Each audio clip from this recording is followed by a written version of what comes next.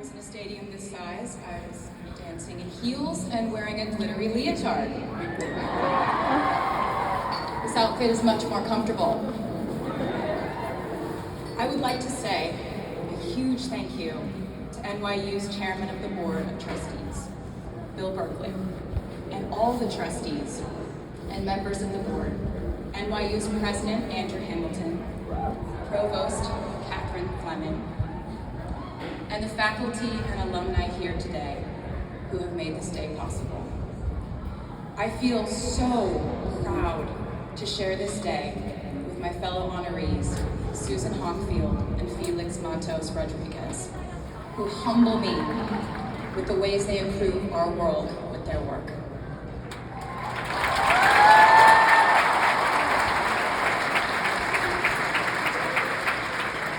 As for me, I'm 90% sure the main reason I'm here is because I have a song called 22.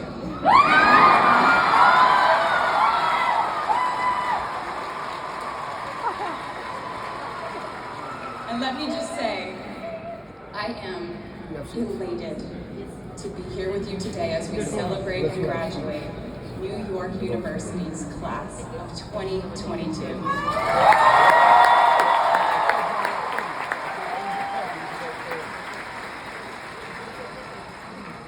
Not a single one of us here today has done it alone. We are each a patchwork quilt of those who have loved us, those who built our futures, those who showed us empathy and kindness, or told us the truth, even when it wasn't easy to hear. Those who told us we could do it, when there was absolutely no proof of that.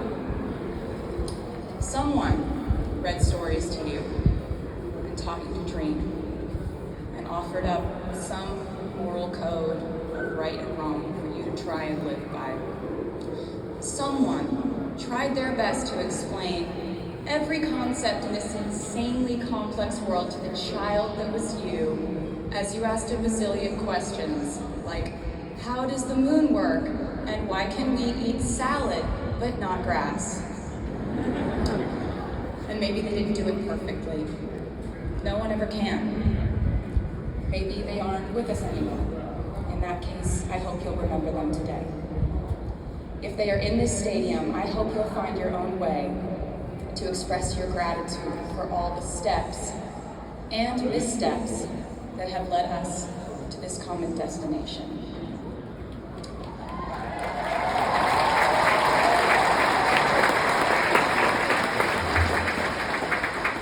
I know that words are supposed to be my thing, but I will never be able to find the words to thank my mom and dad, my brother Austin, for the sacrifices they made every day so I could go from singing in coffee houses to standing up here with you all today, because no words would ever be enough.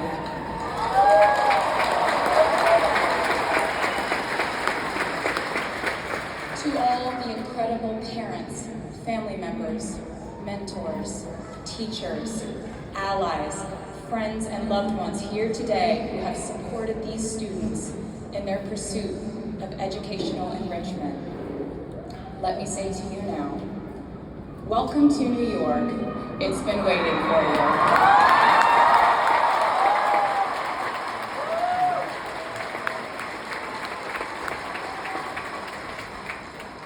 I'd like to thank NYU for making me, technically, on paper at least, a doctor.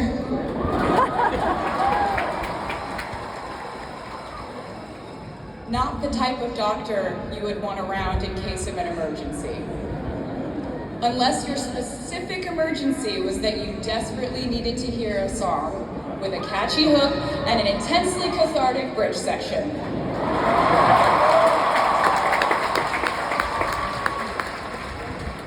Or if your emergency was that you needed a person who can name over 50 breeds of cats in 1 minute. I never got to have a normal college experience, per se. I went to public high school until 10th grade, and then finished my education doing homeschool work on the floors of airport terminals. Then I went out on the road for radio tour, which sounds incredibly glamorous, but in reality, it consisted of a rental car, motels, and my mom and I pretending to have loud mother-daughter fights with each other during boarding so no one would want the empty seat between us on Southwest. As a kid, I always thought I would go away to college, imagining the posters that would hang on the wall of my freshman dorm.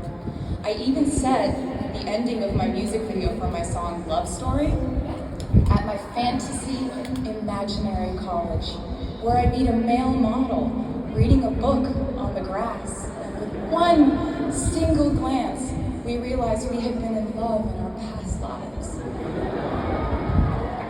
Which is exactly what you guys all experienced at some point in the last 4 years, right?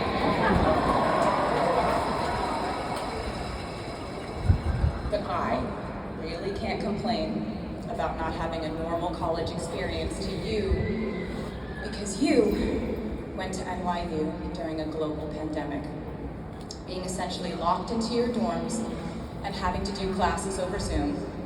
Everyone in college during normal times stresses about test scores, but on top of that, you also had to pass like 1,000 COVID tests.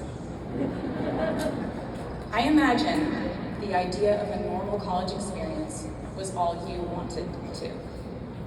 But in this case, you and I both learned that you don't always get all the things in the bag that you selected from the menu in the delivery service that is life. You get what you get. And as I would like to say to you wholeheartedly, you should be very proud of what you've done with it. Today, you leave New York University and then go out into the world searching what's next. And so will I.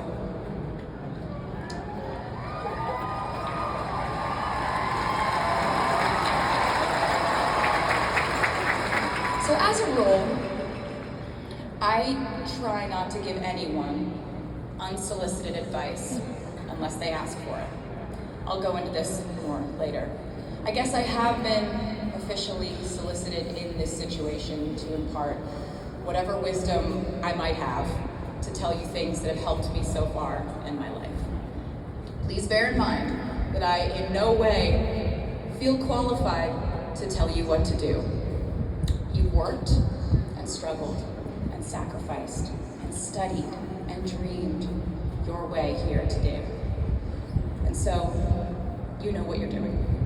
You'll do things differently than I did them, and for different reasons. So I won't tell you what to do, because no one likes that. I will, however, give you some life hacks I wish I knew when I was starting out my dreams of a career and navigating life, love, pressure, choices, shame, hope, and friendship. The first of which is, life can be heavy, especially if you try to carry it all at once.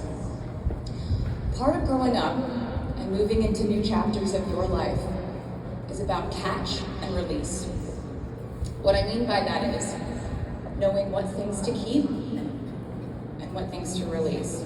You can't carry all things, all grudges, all updates on your ex, all enviable promotions your school bully got at the hedge fund his uncle started.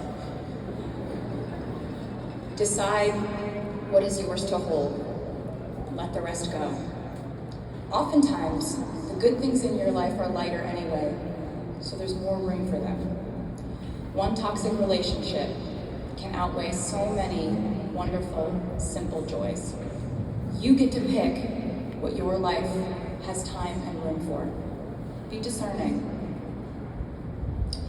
Secondly, learn to live alongside cringe. No matter how hard you try to avoid being cringe, you will look back on your life and cringe retrospectively.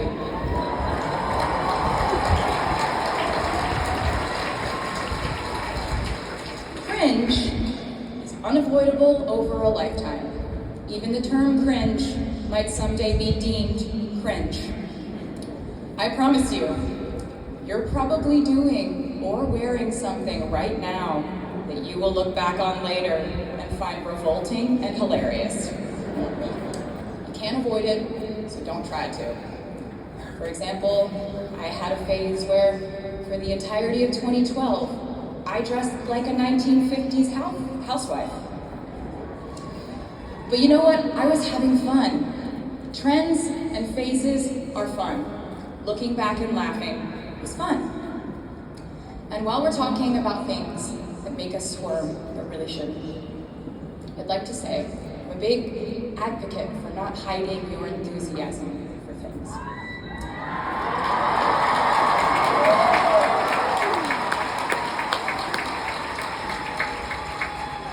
It seems to me that there is a false stigma around eagerness in our culture of unbothered ambivalence. This outlook perpetuates the idea that it's not cool to want it. The people who don't try are fundamentally more chic than people who do. And I wouldn't know because I've been a lot of things, but I've never been an expert on chic. But I'm the one who's up here, so you have to listen to me when I say this. Never be ashamed of trying.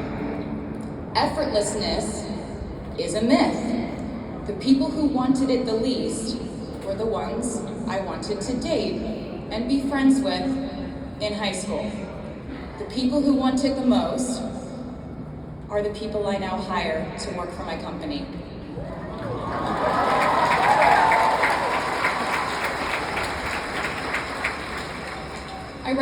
I started writing songs when I was 12, and since then, it's been the compass guiding my life, and in turn, my life guided my writing. Everything I do is just an extension of my writing, whether it's directing videos or a short film, creating the visuals for a tour, or standing on a stage performing. Everything is connected by my love of the craft, the thrill of working through ideas and narrowing them down and polishing it all up in the end, editing, waking up in the middle of the night, throwing out the old idea because you just thought of a newer, better one, or a plot device that ties the whole thing together. There's a reason they call it a hook. Sometimes a string of words just ensnares me, and I can't focus on anything until it's been recorded or written down. As a songwriter, I've never been able to sit still or stay in one creative place for too long. I've made and released 11 albums, and in the process, switched genre from country to pop to alternative to folk. And this might sound like a very songwriter-centric line of discussion, but in a way, I really do think we are all writers. And most of us write in a different voice for different situations. You write differently in your Instagram stories than you do your senior thesis. You send a different type of email to your boss than you do your best friend from home. We are all literary chameleons, and I think it's fascinating. It's just a continuation of the idea that we are so many things all the time. And I know it can be really overwhelming figuring out who to be and when, who you are now, and how to act in order to get where you want to go. I have some good news. It's totally up to you. I have some terrifying news. It's totally up to you. I said to you earlier that I don't ever offer advice unless someone asks me for it, and now I'll tell you why. As a person who started my very public career at the age of 15, it came with a price. And that price was years of unsolicited advice. Being the youngest person in every room for over a decade meant that I was constantly being issued warnings from older members of the music industry, media, interviewers, executives, and this advice often presented itself as thinly veiled warnings. See, I was a teenager at a time when our society was absolutely obsessed with the idea of having perfect young female role models. It felt like every interview I did included slight barbs by the interviewer about me one day running off the rails. And that meant a different thing to every person who said it to me. So I became a young adult while being fed the message that if I didn't make any mistakes, all the children of America would grow up to be perfect angels. However, if I did slip up, the entire earth would fall off its axis, and it would be entirely my fault, and I would go to pop star jail forever and ever. It was all centered around the idea that mistakes equal failure, and ultimately the loss of any chance at a happy or rewarding life. This has not been my experience. My experience has been that my mistakes led to the best things in my life. And being embarrassed when you mess up, it's part of the human experience. Getting back up, dusting yourself off, and seeing who still wants to hang out with you afterward and laugh about it, that's a gift. The times I was told no, or wasn't included, wasn't chosen, didn't win, didn't make the cut. Looking back, it really feels like those moments were as important, if not more crucial, than the moments I was told yes. Not being invited to the parties and sleepovers in my hometown made me feel hopelessly lonely.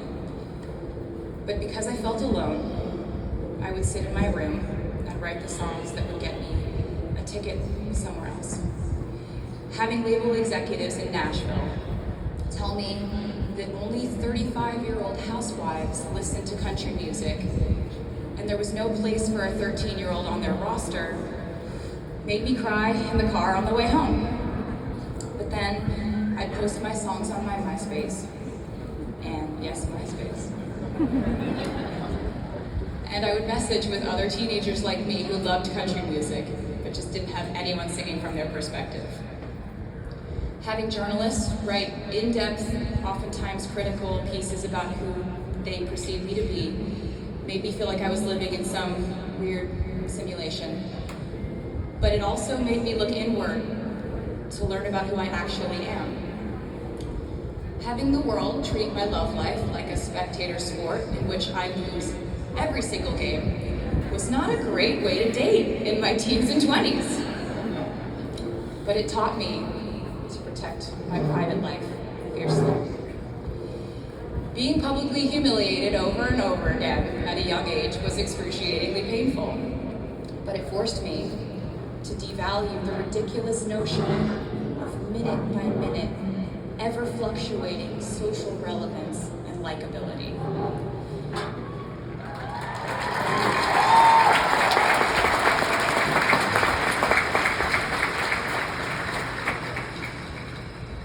Getting canceled on the internet and nearly losing my career gave me an excellent knowledge of all the types of wine.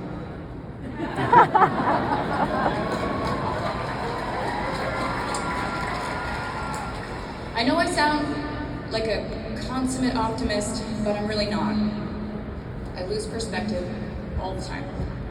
Sometimes everything just feels completely pointless.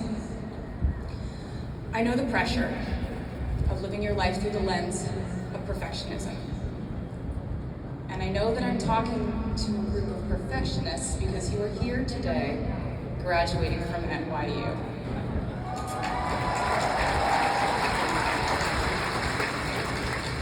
So this might be hard for you to hear. In your life, you will inevitably misspeak, trust the wrong person, underreact, overreact, hurt the people who didn't deserve it, overthink, not think at all, self-sabotage, create a reality where only your experience exists, Ruin perfectly good moments for yourself and others. Deny any wrongdoing. Not take the steps to make it right. Feel very guilty. Let the guilt eat at you. Hit rock bottom. Finally address the pain you caused. Try to do better next time. Rinse, repeat.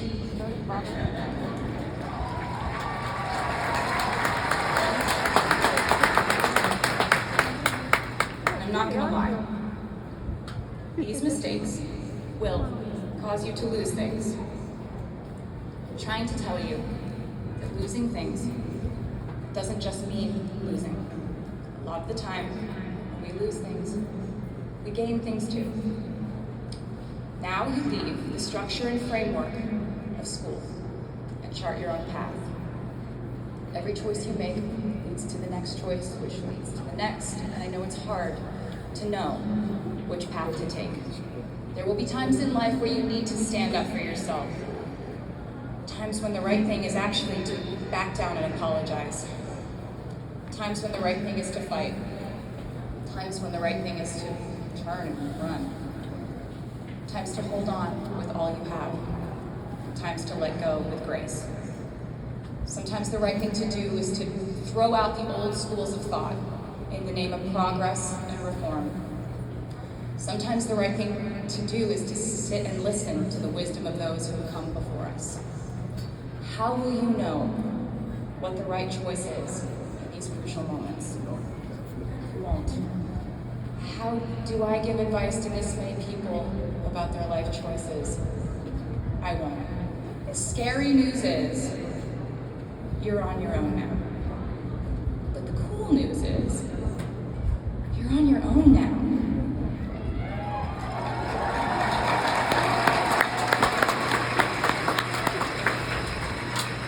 I leave you with this. We are led by our gut instincts, our intuition, our desires, our fears, our scars, and our dreams. And you will screw it up sometimes. So will I. And when I do, you will most likely read about it on the internet. Anyway, hard things will happen to us. We will recover. We will learn from it. We will grow more resilient because of it. And as long as we are fortunate enough to be breathing, we will breathe in, breathe through, breathe deep, breathe out. And I am a doctor now, so I know how breathing works. I hope you know how proud I am to share this day with you. We're doing this together, so let's just keep dancing like we're the class of 22.